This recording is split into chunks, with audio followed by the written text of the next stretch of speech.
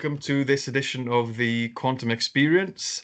I'm thrilled today to be joined by Phalgun Lolur. Phalgun is the Scientific Quantum Development Lead at Capgemini. Phalgun, thank you very much for joining us today. Yeah, really glad to be here. So thank you for doing this. Cool. Obviously, alongside your role, you do hold the title of the best bow tie in quantum computing. So thank you very much for that as well. Okay, so let's go straight into it then. So I usually like to start with a little introduction. So could you maybe give us a bit of background of your experience? Absolutely. Yeah. So I'm Phalgun. I originally come from Hyderabad in India. So I've done my undergrad in India in chemical engineering. And then I moved to the US for my master's and PhD and a postdoc. So my master's and PhD was at Missouri, where I have a dual background in both engineering and pure sciences. So my university back then, they made a special arrangement for me where they let me pursue 2 degrees in 2 completely different departments. It was madness back then, taking multiple courses, balancing research and teaching, but it was a fantastic experience. So I have my master's in chemical engineering, PhD in theoretical chemistry. So this was mostly focusing on atmospheric chemistry and combustion chemistry. And then I moved to MIT for my postdoc, looking at pharmaceutical chemistry and combustion chemistry modeling. And from there, this was even before I got into quantum computing. I then took up an opportunity to be part of Open SuperQ, which was a project part of EU's quantum flagship program. And I was at Chalmers University developing and benchmarking quantum algorithms for chemistry and materials problems. Then moved to the NQCC in the UK. So there for just over 2 years, working on applications development, specifically to life sciences and healthcare, and moved on to Capgemini about 7.5 months ago. So yeah, that's a quick background of what I've done. Cool, thank you very much. So could you maybe give us an overview of Capgemini's involvement in the industry and maybe how you sit in that? Yeah. So I actually have a hybrid role within the organization. So Capgemini, people might have different opinions on Capgemini in itself, where they employ 350,000 people in the world, and most of it is in the IT and consulting industry. But what people do not generally know is there's actually a pretty large engineering wing, which employs 50,000 people all over. And there's a R&D component where people look into life sciences. So a big part of my role is also non-quantum computing related, where I oversee computational chemistry elements and presenting an overview on different projects in physical sciences. But at the same time, I also sit within the Capgemini Quantum Lab, which operates across multiple different business units, working closely on problems related to chemistry and materials particularly.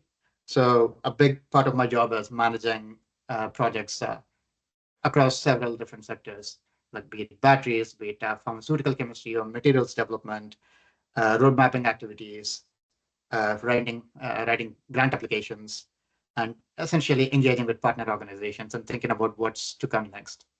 And yeah, it's been quite rewarding. And Capgemini, as I said, there are people all over the world and incredibly talented people. So I'm really glad to have this opportunity to work quite closely with them. That's great. Thank you. So I just want to rewind a little bit to your introduction. So you mentioned that you were in the US and you were studying chemistry, and did you mention pharmaceutical chemistry? Everyone says that everything's quantum mechanics if you look closely enough. But what was your sort of first exposure to quantum technology or quantum computing? Ooh. So I was first introduced to quantum physics back in high school. And I remember being really fascinated by the atomic models and how the implications it then had on chemistry. How do we understand the atomic model and all the different quantum numbers and how it actually lays the foundation of chemistry as we understand it. I did not study much more of quantum mechanics or quantum chemistry during my undergrad because it was more into engineering. But I did have some foundations in quantum physics. But it was during my master's and PhD when I really got into understanding quantum chemistry as it is and the challenges associated with chemistry and how do we model something. Because the foundations themselves, it's nothing new. Quantum mechanics, I mean, we are celebrating 100 years of Yeah. quantum technologies this year. But I would actually argue that the foundations for quantum goes to 1900 when Max Planck presented his quantum theories. But 25 was when things really kicked off, receiving wider recognition. But I'm just saying this to say the background and the framework is out there for close to 100 years now for understanding chemistry.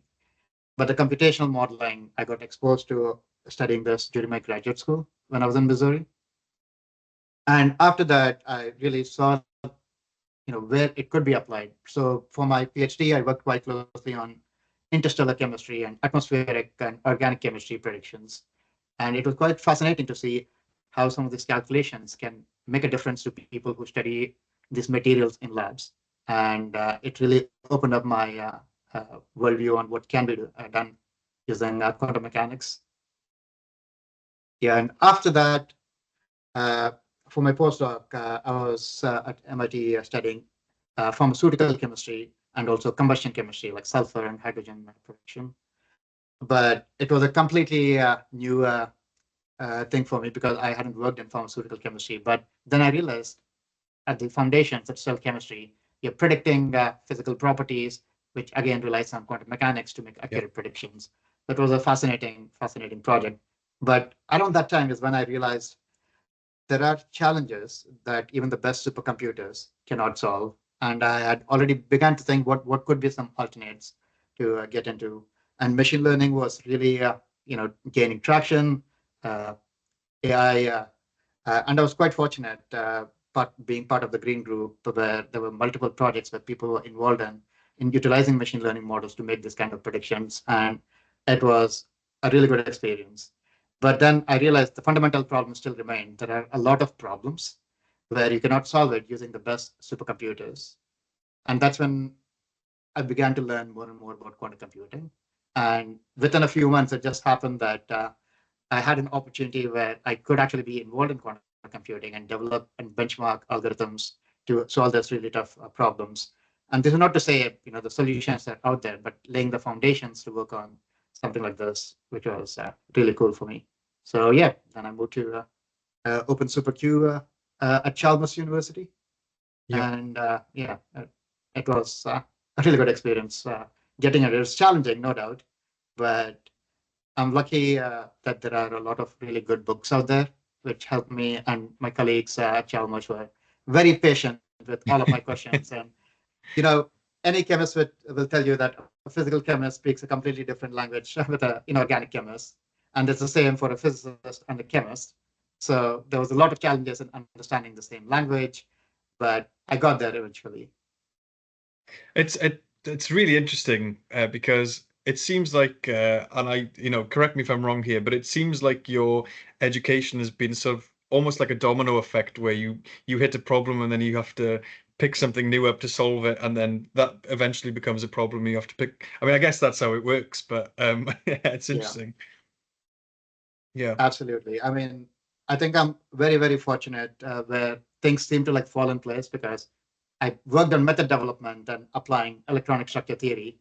Then I moved on to my postdoc where I could actually apply it for chemistry in pharmaceutical industries and fuel and combustion industries. And then realizing the uh, roadblocks or the bottlenecks of what can be done, it led me to quantum computing. And now I'm getting to take that even further to see how do I integrate it with existing solutions. So it's all been, I wouldn't say it's been a linear journey. There's been lots of side steps here and there. Yeah. But overall, I think things, I think you put it really well. It does look like a dominoes, one thing leading to the next. Yeah, it's interesting.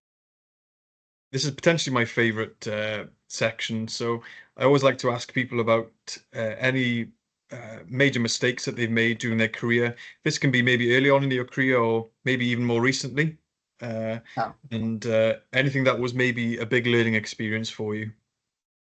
I mean, I feel I can speak about this for like 2 hours because I've made so many mistakes. Yeah, I don't think we can hold the viewers for that long. But, yeah. Yeah, I mean, I feel people often make this mistake, and same with me early on that, I did not want to be making mistakes. And I want to come out and say that, I am also like neurodiverse and I also have chronic anxiety. So it made it like really difficult for me to venture out of my comfort zone. Go. But looking back, right, I mean, it's quite common to stay within a comfort zone because I wanted to avoid my anxiety triggers, and even asking for accommodations or support, that can be really challenging. But yeah, overall, I would say one of the biggest mistakes that I've made is not even asking for support as needed. So that is something that I've learned over time. It took me years, to be honest, to get over that hurdle. Yeah. And I've realized that, I don't have to like do this alone, because I think that's the other big mistake that I used to make, that I consider myself fairly capable, but I also used to think that, oh yeah, I can solve all of these problems. I just need more and more time, and I should take more responsibilities. Uh, Partially, I guess that's due to my ADHD too, where I do get attracted with lots of shiny things, and Yeah. all of this is like interesting that I do want to solve. But given again my struggles with neurodiversity and not discussing these matters with my supervisors and the people that I've worked with, and trying to manage everything independently made it really difficult. And understanding this and being more mindful has made a really big difference. So I would encourage people to be paying attention to their mental health, and what would work for them and how they would want to address their own like work-life balance, and speak to their supervisors. The other mistakes, I would also say, well, mainly about the work-life balance. It's really good to be doing lots of different things. And then there are almost an infinite number of things that one could do, but we have limited time. So yeah, if I could go back and change things, I would focus on quality more than quantity. Yeah, it's that's quite profound. I actually want to just rewind a minute or two. So due to what you mentioned there about getting yourself out there and seeking support, is that now that you're in a leadership position, is that something that you can maybe recognize in those that you are supporting earlier than others, maybe, or is it something that you encourage in your teams? Yeah, I mean, I would definitely. I Well, I know for a fact that I'm able to recognize some patterns, but I would also say that every person deals with this differently. And the best way to encourage people to speak up is being open about these kind of topics. So I make sure that when I'm presenting from time to time, I do include a slide or two on neurodiversity. That way, people don't have to come and discuss it directly with everyone. But if it might make a difference on the project that they're thinking about, or if they just want to open up and come talk to me, come talk to someone else, if that helps, I think that would serve its purpose. And Yeah. I really do think supporting neurodiverse people in the group is going to add a lot of value, because it gives the freedom and flexibility to think differently. And at the end of the day, you don't want everyone to be thinking in the same way, because then, where would you actually see the value?